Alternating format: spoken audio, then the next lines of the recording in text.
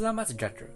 Saya daripada kumpulan 12 kursus HNS 3192 Falsafah dan Isu Semasa.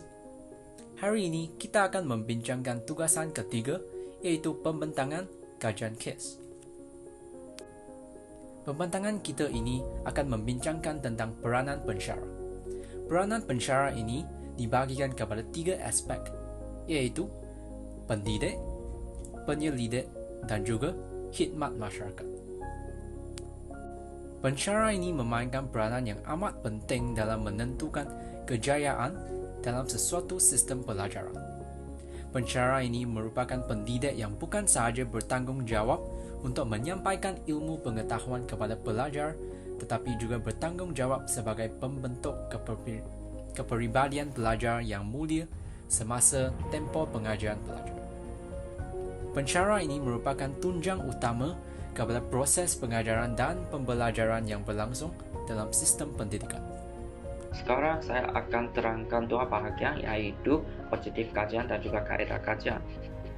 Terdapat 4 objektif untuk menjalankan kajian ini, iaitu membincangkan konsep pensyarah, mencadangkan peranan pensyarah yang paling penting, membincangkan kriteria pensyarah sebagai profesional, dan akhir sekali adalah menguraikan pensyarah dari aspek pendidik, penyelidik dan juga khidmat masyarakat.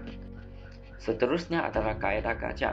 Terdapat 4 kaedah untuk dilaksanakan dalam kajian ini, iaitu buku falsafah seperti modul falsafah dan isu semasa dan modul perkembangan pendidikan di Malaysia, falsafah dan dasar. Seterusnya adalah jurnal, iaitu dari pendapat awam. Selain itu, kami juga mencari artikel ilmiah melalui internet. Dan akhir sekali adalah kaedah orang sumber, iaitu rakan sekumpulan. Seterusnya, dapatan kajian. Kita dapat melihat dapatan kajian berdasarkan 3 aspek utama. Pertamanya ialah aspek pendidik. Berasaskan aspek pendidik, seseorang pensyarah haruslah berpandangan progresif dan saintifik. Pensyarah sebegitu akan mempunyai minda yang kehadapan dan sentiasa memperkembangkan pengetahuan dan kemahiran. Contohnya, mempelbagaikan teknik mengajar seperti membuat video atau rakaman memudahkan pelajar lebih memahami sesuatu subjek. Seseorang pensyarah harus menjadi role model kepada para pelajar dari segi intelek, akhlak dan akademik. Imej pensyarah dari segi cara berhubung, cara berbahasa, tingkah laku dan tata susila mempengaruhi para pelajar. Imej luaran seperti cara berpakaian yang kemas dan sopan juga menjadi role model kepada para pelajar. Dari aspek penyelidik pula, pensyarah harus menekankan kepentingan rasa ingin tahu dan inovasi dalam melaksanakan tugas bagi membentuk pelajar yang berfikiran progresif dan saintifik.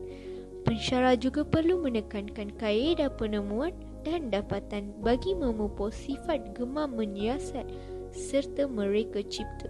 Ini dapat melahirkan pensyarah dan pelajar yang berfikiran jauh. Sebagai contoh, pensyarah boleh memberi tugasan secara amali untuk mendekatkan pelajar dengan situasi sebenar dalam industri pekerjaan. Akhir sekali, dari aspek khidmat masyarakat, pensyarah harus memberi pertolongan secara ikhlas. Contohnya, menolong pelajar yang lemah dalam pelajaran serta memberi dorongan yang positif kepada pelajar tersebut. Pensyarah juga harus memelihara masyarakat yang demokratik dengan memberi peluang kepada para pelajar dalam membuat keputusan.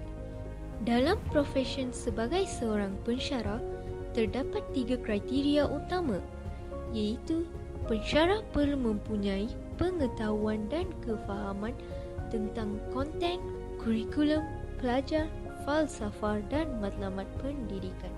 Selain itu, pensyarah perlu mendapat latihan yang mencukupi sebelum menceburkan diri dalam profesi pensyarah.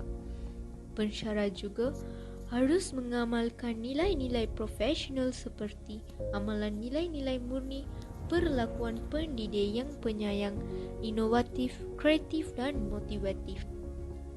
Kesimpulannya, Peranan pensyarah sebagai pendidik harus dipuji kerana mereka bukan sekadar menyampaikan ilmu pengetahuan kepada pelajar, sebaliknya mereka juga bertanggungjawab untuk menentukan arah tuju atau masa depan pelajar.